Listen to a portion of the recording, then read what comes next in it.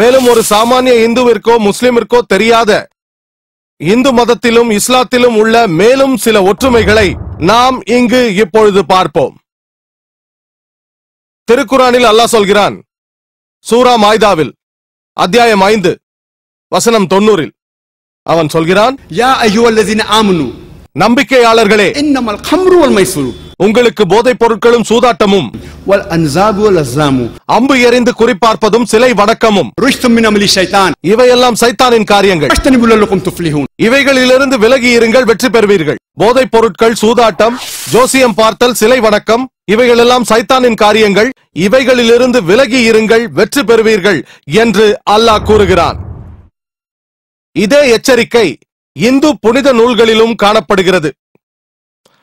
நீங்கள் மனுஸ்மிருதியை படிப்பீர்களே ஆனால் அத்தியாயம் 9 வசனம் 235 மதுபானம் குடிப்பது தடை செய்யப்பட்டுள்ளது. அது சொல்கிறது, புரோகிதரை கொல்பவன், மதுபானம் அருந்துபவன், திருடன், புரோகிதரின் மனைவியை கெடுப்பவன், இந்த 4 குற்றங்களையும் செய்பவர்கள் பெரும் பாவம் செய்கிறார்கள். அடுத்த சில வசனங்களில் மனுஸ்மிருதி அத்தியாயம் 9 வசனம் 238 இவர்களுக்கான தண்டனை கூறப்பட்டுள்ளது. அதில் இந்த குற்றவாளிகளோடு யாரும் உண்ணக்கூடாது, அவர்களுக்கு யாரும் அர்ப்பணம் செய்யக்கூடாது, யாரும் பரிந்து பேசக்கூடாது, யாரும் திருமணம் முடிக்கக்கூடாது. அவர்கள் உலகத்திலே நாடோடிகளாக தெரியும்படி சமூகத்திலிருந்து புறக்கணிக்கப்பட வேண்டும். இந்து மதத்தில் மதுபானம் அருந்துபவனுக்கு தண்டனையாக அவனோடு உணவருந்த கூடாது, யாரும் பரிந்து பேசக்கூடாது, யாரும் அவனுக்கு அர்ப்பணம் செய்யக்கூடாது, யாரும் அவனை மனம் முடிக்க கூடாது. எல்லா சமூகத்திலிருந்தும் புறக்கணிக்கப்பட்டு உலகத்தில் நாடோடியாக தெரிய வேண்டும். மதுபானம் அருந்துபவனுக்கு இந்த தண்டனையானது இஸ்லாத்தில் கூட இல்லை. மேலும் மனுஸ்மிருதியில் சொல்லப்பட்டிருக்கிறது, அத்தியாயம் 11 வசனம் 55 அது சொல்கிறது, மதுபானம் அருந்துபவன், போதகரை கொல்பவன், திருடுபவன், புரோதகரின் மனைவியை கெடுப்பவன், இந்த பாவங்களை செய்பவர்களும் அவர்களோடு கூட இருப்பவர்களும் பெரும் பாவம் செய்கிறார்கள். மது அருந்துவது மட்டுமல்ல, அவனோடு கூட நீங்கள் இருந்தாலே மனுஸ்மிருதி அத்தியாயம் 11 வசனம் 55 படி நீங்கள் பெரும் பாவம் செய்திருக்கிறீர்கள். மனுஸ்மிருதி அத்தியாயம் 11 வசனம் 94 சொல்கிறது, மதுபானம் தானியங்களின் கழிவுப் பொருட்களில் இருந்து தயாரிக்கப்படுகிறது என்று அது சொல்கிறது. கழிவு என்பது தீமையானது.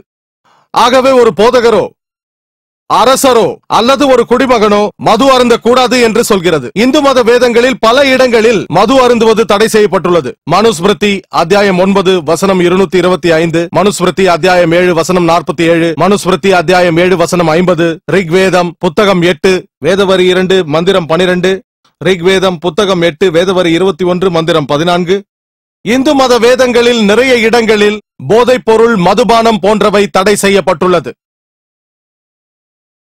இரண்டாவதாக சூரா மாய்தா அத்தியாயம் 5 வசனம் 90 சொல்லப்படுவது என்னவென்றால், மதுபானம் அருந்துவதும் சூதாடுவதும் பாவம் என்கிறது. இந்து மத வேதங்களும் சூதாட்டத்தை தடை செய்கிறது. ரிக்வேதத்தை படித்தீர்களே ஆனால் புத்தகம் 10 வேதவரி 34 மந்திரம் 3 அதில் சூதாடுபவனுக்கு எதிராக கூறுகிறது. அவன் மனைவி அவனை விட்டு விலக வேண்டும் என்று கூறுகிறது. அவன் தாய் அவனை வெறுப்பாள். இந்த பாவிக்கு யாருமே உதவி செய்யக்கூடாது என்று சொல்கிறது. மேலும் சில வசனங்களுக்கு பிறகு ரிக்வேதம் புத்தகம் 10 வேதவரி 34 மந்திரம் 13 அதில் பகடையாடக்கூடாது என்று சொல்கிறது.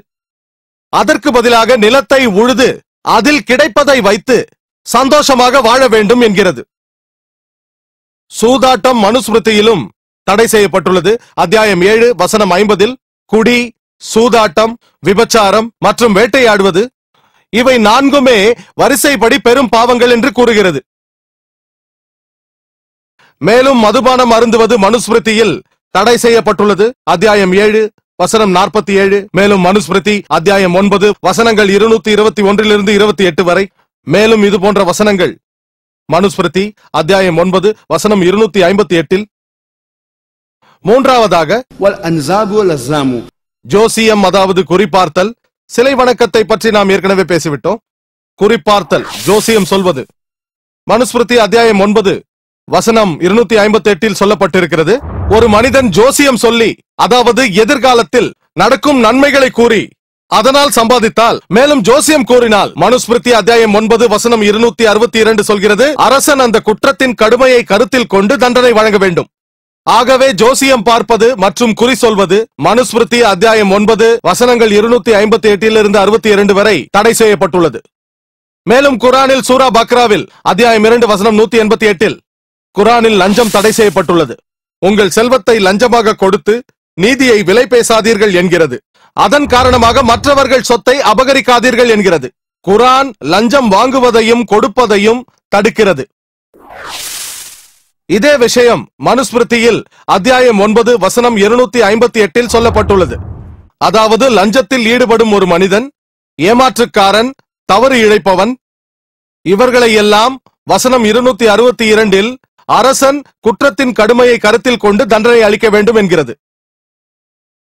மேலும் குரானில் பன்றி மாமிசம் சாப்பிடுவது தடை செய்யப்பட்டதாக 4 இடங்களில் குறிப்பிடப்பட்டுள்ளது. திருக்குரானில் அல்லாஹ் சொல்கிறான், சூரா பக்ராவில் அத்தியாயம் 2 வசனம் 173, சூரா மாய்தாவில் அத்தியாயம் 5 வசனம் 3, சூரா அனாம் அத்தியாயம் 6 வசனம் 145, சூரா நஹல் அத்தியாயம் 16 வசனம் 115. حرمت عليكم الميتة والدم ولحم الخنزير وما أهل لغير الله به. செத்த பிராணிகள், ரத்தம், பன்றி மாமிசம், அல்லாஹ் அல்லாது பெயர் கூறி அறுக்கப்படும் பிராணிகள் தடை செய்யப்படுகிறது. மற்ற விஷயங்களைப் போலவே பன்றி மாமிசத்தையும் குரானில் தடை செய்யப்பட்டுள்ளது. அதை உண்ணக்கூடாது. பன்றிக்கறி இந்து மத வேதங்களிலும் தடை செய்யப்பட்டுள்ளது. மனுஸ்மிருதியில் கூறப்பட்டுள்ளது அத்தியாயம் 5 வசனம் 19 அது சொல்கிறது, ஒரு பிராமணன் தெரிந்தே காளானை சாப்பிட்டாலோ, பன்றி இறைச்சியை சாப்பிட்டாலோ, வெங்காயத்தை சாப்பிட்டாலோ, சேவல் கறி சாப்பிட்டாலோ, பூண்டை சாப்பிட்டாலோ அவன் கண்ணியம் இழக்கிறான். மேலும் இது குறித்து விஷ்ணு சூத்ராவில் கூறப்பட்டுள்ளது அத்தியாயம் 5 வசனம் 49 பன்றி மாமிசத்தை விற்கும் எவன் ஒருவனையும் அதே விதத்தில் தண்டிக்க வேண்டும். பன்றிக்கறி உட்பட தடை செய்யப்பட்ட மாமிசத்தை விற்பவர் யாராக இருந்தாலும் அதே விதத்தில் தண்டிக்கப்பட வேண்டும். அதாவது மாறுகால் மாறுகை வெட்டப்பட வேண்டும். விஷ்ணு சூத்ராவில் அத்தியாயம் 5 வசனம் 49 பன்றி மாமிசம் விற்பவனுக்கு தண்டனை என்னவென்றால் மாறுகால் மாறுகை வெட்டப்பட வேண்டும் என்பதுதான். இப்படி ஒரு தண்டனை குரானில் கூட கூறப்படவில்லை. ஆகவே இந்து வேதங்களில் பன்றி மாமிசம் உண்பதை இஸ்லாத்தை காட்டிலும் மிக கடுமையாக தடை செய்யப்பட்டுள்ளது.